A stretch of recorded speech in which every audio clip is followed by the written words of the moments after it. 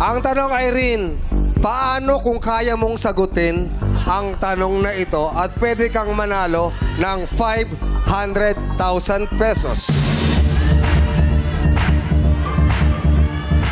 Marami nang lumipat. 50,000. Marami nang lumipat, pero nung tinanong natin, nasagot nila.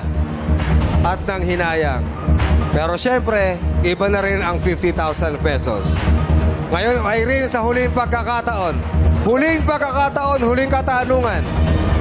Kung sigurado ka na ba dyan sa 50,000? Pot! Oh, lipat!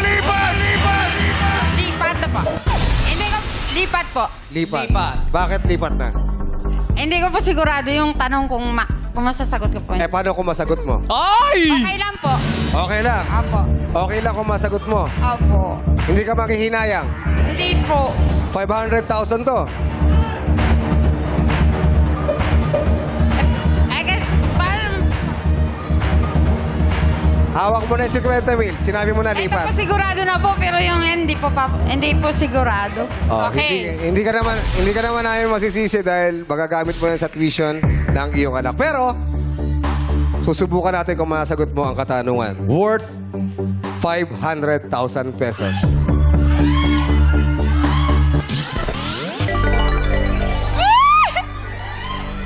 Irene, dito ka. Susubukan natin kung masasagot mo ba ang 500,000 pesos question. Saan ka pa pupunta? Babasahin. Gusto ko pasahin yung Para ka referee. Okay, Irene.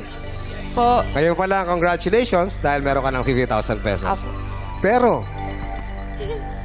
kapag tama ang sagot mo, I'm sure manghihinayang ka dahil pinagpalit mo ang 500,000 pesos. Meron ka na 5 segundo para sagutin. Madlang people, quiet lang po tayo. For 500,000 pesos, ang Espoliarium ay sikat na awitin ng OPM band na The Eraserheads.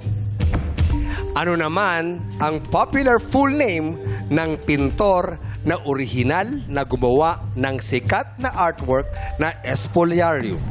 Again, ang Espoliarium ay sikat na awitin ng OPM band na The Eraserheads. Ano naman ang popular full name ng pintor na orihinal na gumawa ng sikat na artwork na Espoliarium?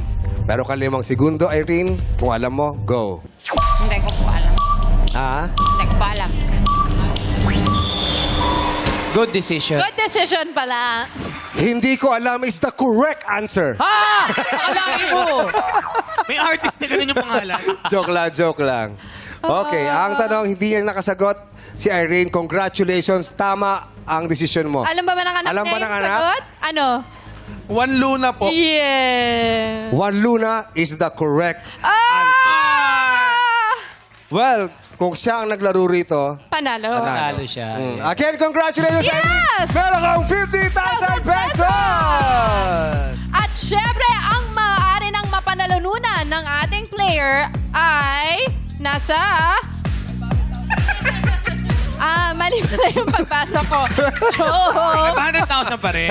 Sandali lang. Jet lag ba yan?